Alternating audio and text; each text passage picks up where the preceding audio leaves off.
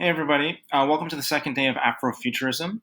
Um, I wanted to start today with looking at our essential questions. These are questions that the course was designed around, um, and questions that you actually spent yesterday doing a little bit of journaling about, a little bit of focused free writing, rather.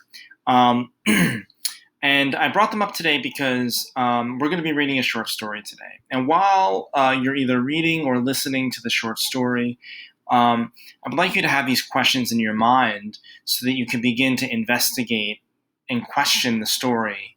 Like how does this story and how I see the world, how are they related?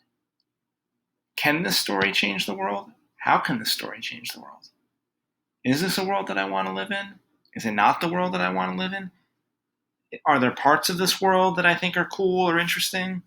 And so this is just a way that you can kind of begin to experience a story from your own life rather than just it being somebody else's. So the next thing I wanted to go over is this is your Afrofuturism diary. We have two learning targets today. The first one is I can listen to or read the story The River. And the second is I can connect my experience with the work of Afrofuturism, and in this case, the work of Afrofuturism is The River by Adrienne Maree Brown. There's pretty basic instructions here. This video you're watching already, great job. There's a video called The River by Adrienne Maree Brown that is a recording of the story, so you can listen to it. And then there's a focused free write, and again, there's 3 prompts. You can use the protocol here.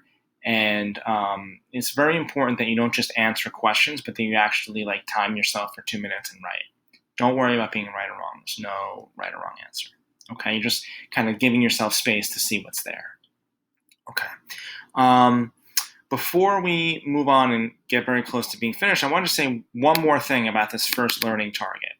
The reason why I put to listen to or read is because one thing that's very important about Afrofuturism is that it centers Black culture and Black ancestral knowledge and the Black identity, and it challenges the dominant power structure of the world, which is based in white supremacy culture and the patriarchy. One thing that is central, one of the central points of one of the central ways that white supremacy culture appears in our everyday life is that if something isn't written down, it doesn't matter, right? And I'm just going to ask you to accept that as a fact right now. And this, we know that this isn't true. We tell stories to each other all the time. In fact, we've been telling each other stories for thousands of years before there was reading and writing. And so in the spirit of this course, I want you to consider to just use the video to listen to the story, relax, chill out. It's about 20 minutes. You can close your eyes and just experience the story. Let yourself hear the story and question it or just experience it. Don't even have to just listen, enjoy it. And see what that does. And of course, if you want to read it too, in the video, the text is there if you want to read along. There's also I'm also making the text available to you if you just want to read it. It's up to you. There's no right or wrong answer, but I encourage you to listen if it's something that feels like you want to take on, see what it's like. Okay, so I want to offer that to you. This is the page that I'm also going to give you what the story looks like. It's not very long. I have the book. It's about 8 pages in a book, but it's all here on this web page. I'm